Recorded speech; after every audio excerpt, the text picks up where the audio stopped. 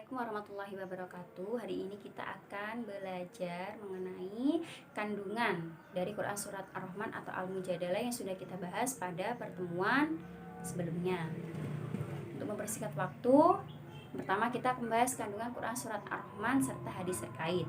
Yang pertama, isi kandungan dari Quran Surat Ar-Rahman ayat 33 ini sangat cocok untuk kalian pelajari, karena ayat ini menjelaskan pentingnya ilmu pengetahuan bagi kehidupan umat manusia.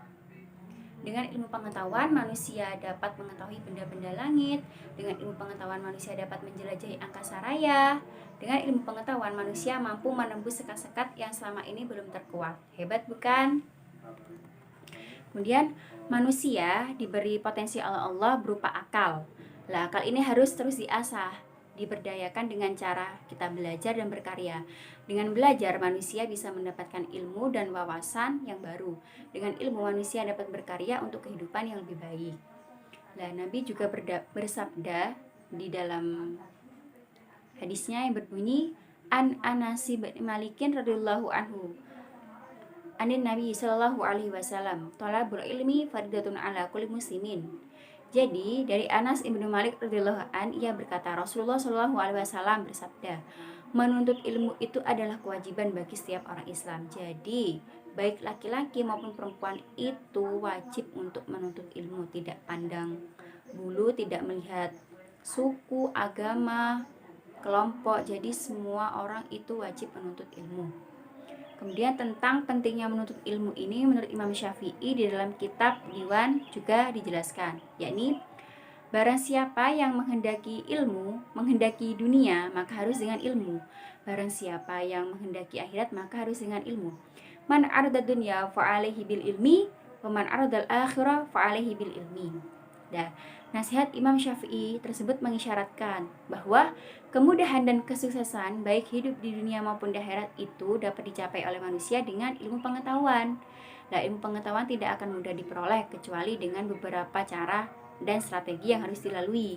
Dalam hal ini, Imam Syafi'i juga menjelaskan dalam kitabnya, saudaraku, engkau tidak akan mendapatkan ilmu kecuali setelah memenuhi 6 syarat, yaitu kecerdasan, kemauan yang kuat, kesungguhan, pembekalan yang cukup, dan kedekatan dengan guru dalam waktu yang lama.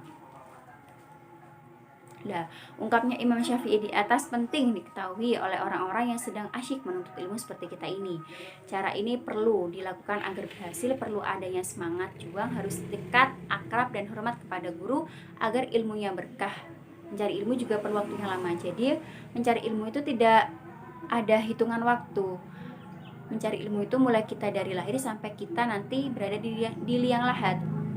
Kemudian juga kita harus hormat terhadap ilmu. Jadi menghormati ilmu, menghormati yang memberikan ilmu. Agar apa? Agar nanti ilmu yang kita dapatkan itu menjadi berkah. Nah, itu sekilas dari kandungan surat Ar-Rahman. Kemudian kita masuk ke kandungan dari Quran surat Al-Mujadalah ayat 11. Nah, menjelaskan keutamaan orang-orang beriman dan berilmu.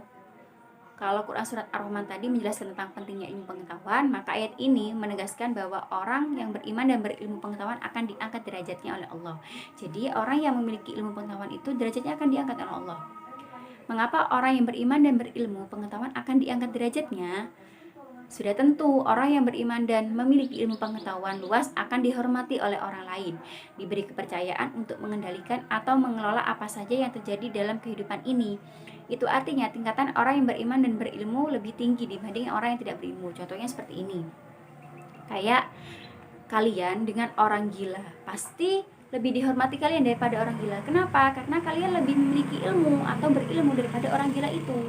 Nah, makanya itu orang yang berilmu itu derajatnya akan diangkat oleh Allah dan juga akan dihormati oleh manusia yang lain. Nah, ayat ini juga menjelaskan tentang berlapang-lapanglah kalian ketika berada di dalam majelis atau tempat mencari ilmu, yakni apabila kita berada di tempat yang menuntut ilmu, baik itu di kelas, masjid, majelis taklim, dan lain sebagainya, kita harus memberikan kesempatan kepada orang lain untuk sama-sama mendapatkan tempat duduk yang layak.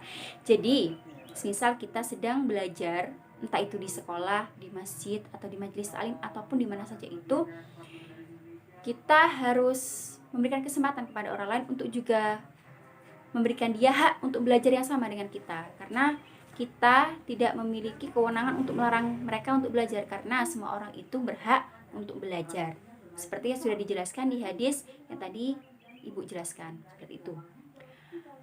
Akan tetapi perlu diingat bahwa orang yang beriman tetapi tidak berilmu, dia akan lemah. Oleh karena itu, keimanan seseorang yang tidak didasari atas ilmu pengetahuan tidak akan kuat. Begitu juga sebaliknya, orang yang berilmu tapi tidak beriman, ia akan tersesat karena ilmu yang dimiliki bisa jadi tidak untuk kebaikan sesama. Jadi apabila seseorang itu beriman tapi dia tidak memiliki ilmu, maka tidak akan kuat atau lemah. Begitu juga sebaliknya, ada orang yang berilmu tapi dia tidak beriman, maka itu juga akan sesat.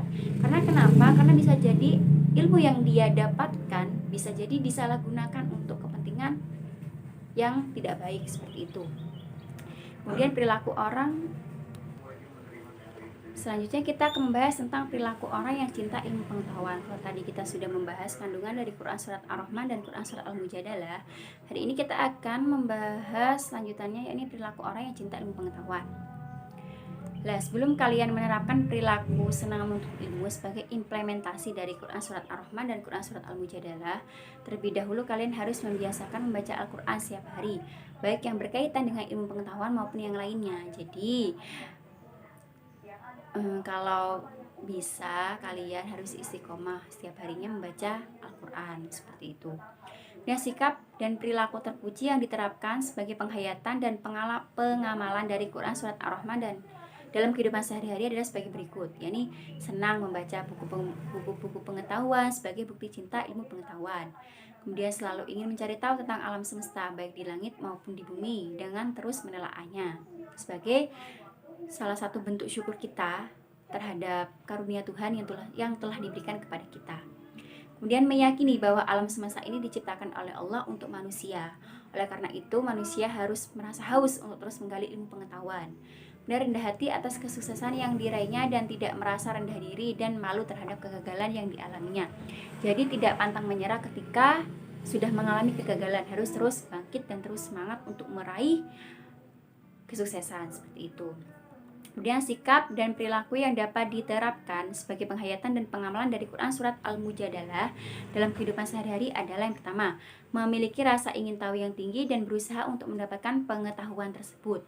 Kemudian bersikap sopan saat belajar dan selalu menghargai dan menghormati guru. Ini penting sekali untuk kita selalu bersikap sopan dan menghormati guru. Bagaimanapun sifat guru ataupun kalian tidak menyukai bagaimana gurunya itu, kalian harus tetap sopan dan menghormatinya.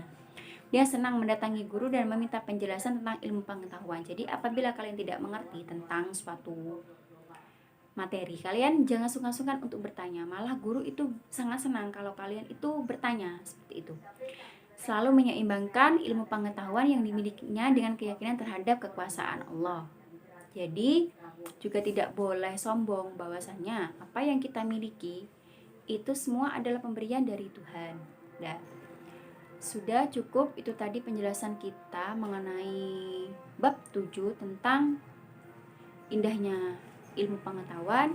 Pertemuan selanjutnya kita akan memasuki bab 7. Kurang lebihnya mohon maaf bila ada salah kata. Wassalamualaikum warahmatullahi wabarakatuh.